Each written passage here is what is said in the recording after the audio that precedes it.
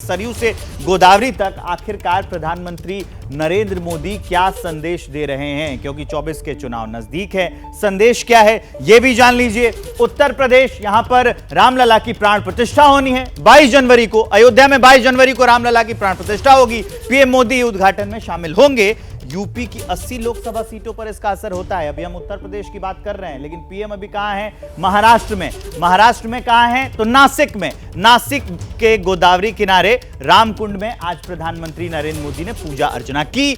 पंचवटी से 11 दिन के अनुष्ठान की शुरुआत भी प्रधानमंत्री नरेंद्र मोदी ने वहां से कर दी। महाराष्ट्र की 48 लोकसभा सीटों पर असर। सबसे ज्यादा सीटें उत्तर प्रदेश में 80 और उसके बाद 48 सीटें महाराष्ट्र की। तो अगर 400 प्लस का आंकड़ा पार करना है, जैसा कि लगातार कह रही है बीजेपी, तो यह सब कुछ साधना होगा। यह काफी जरूरी है। नीरज पांडे हमारे साथ लाइव जुड़ रहे हैं। नीरज, अब हम आ जाते हैं सियासत पर और उसके सियासी पहलू पर। बीजेपी लगातार कह रही है कि 24 में तो 400 पार हैं, तो सारी चीजें देखनी होगी, हर बारीकी से नजर रखना होगा। इसीलिए यूपी से लेके और वो नासिक तक प्रधानमंत्री नरेंद्र मोदी साध रहे हैं।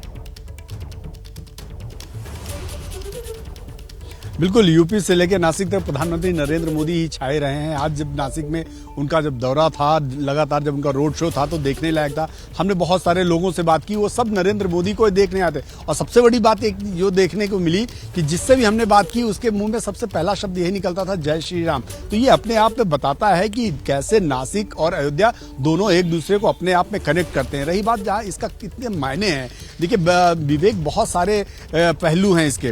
राजनीतिक पहलू भी हैं, आध्यात्मिक पहलू है। आध्यात्मिक पहलू इसलिए कि श्री राम का मंदिर यहाँ पे काला राम मंदिर है, जो अपने आप में श्री राम के भक्तों के लिए बहुत बड़ा केंद्र माना जाता है। गोदावरी नदी के किनारे स्थित है और आज से पीएम नरेंद्र मोदी ने श्री राम के दर्शन के साथ ही शुरू किया।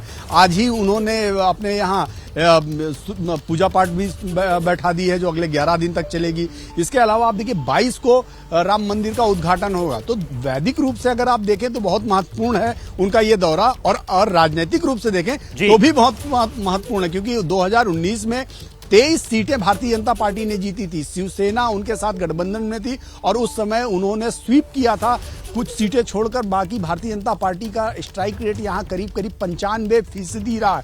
अब वो फिर से स्ट्राइक रेट वापस आ पाएगा कि नहीं, भारतीय जनता पार्टी के पास ये भी काफी अहम है कि फिर से स्ट्राइक रेट वापस आ पाएगा कि नहीं, क्योंकि पिछली बार जब चुनाव हुए थे नीरज, तो हालात कुछ अलग थे। उस समय शिवसेना, एनसीपी, इस सब में तोड़फोड़ नहीं हुई थी। अब समीकरण काफी बदल गए। नीरज, आऊंगा आपके पास, लौटूंगा, लेकिन अभिषेक उपाध्याय भी मुझे अयोध्या से दिख रहे हैं। शुरुआत हुई है नासिक से और अयोध्या में 22 जनवरी को प्राण प्रतिष्ठा होनी है, उनके पास चलते हैं। जैसा कि नीरज कह रहे थे कि दो जगहों का ये कनेक्शन तो होता ही है धार्मिक, लेकिन मैं आपसे अभिषेक ये जानना चाहता हूं कि आज से 11 दिन के कार्यक्रम की शुरुआत हो गई और 2024 भी उधर साधना है, तो जो कनेक्शन नहीं होता है वो कनेक्शन राजनीति बिठा देती है।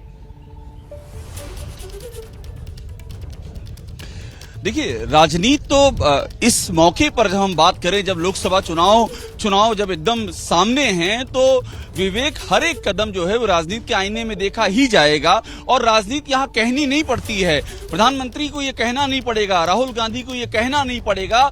एक्शन बताते हैं कि राजनीतिक रास्ता क्या है। और आप सोचिए, जब 2024 सामने है, जो नीरज कह रहे थे वो सटीक बात कह रहे थे कि नासिक में पीएम का पहुंचना, जहां पर पंचवटी है, जहां पर वो काले राम मंदिर हैं, जहां पर प्रभु श्री राम जो है वो कृष्ण वर्ण के पत्थर से उनकी मूर्ति को वहां पर ढाला गया है, और जहां पर बाबा साहब अम्बेडकर ने 1930 में दलितों को मंदिर में प्रवेश कराने का सत्याग्रह शुरू किया था। कितनी सारी संदेश हैं, कितनी सारे संयोग हैं। और सीधा अयोध्या और नासिक के बीच में जो पंचवटी कहो करके एक रास्ता है, एक पुल है, वो भी जुड़ रहा है। सोशल इंजीनियरिंग भी वहां से हो रही है।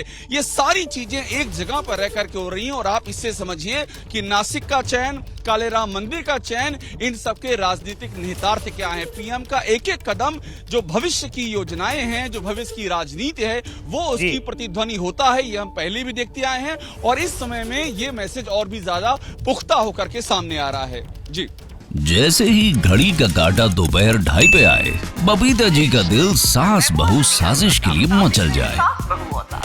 और ये है इनकी बहू, पूरे दिन ऑफिस की टेंशन हो जाए गॉन जब ये करें अपना फेवरेट शो फ्री टाइम पे ऑन। इनकी तरह आप भी देखें अपना फेवरेट शो अपने टाइम पर और डाउनलोड कीजिए एबीपी लाइव ऐप अपने स्मार्ट टीवी पर।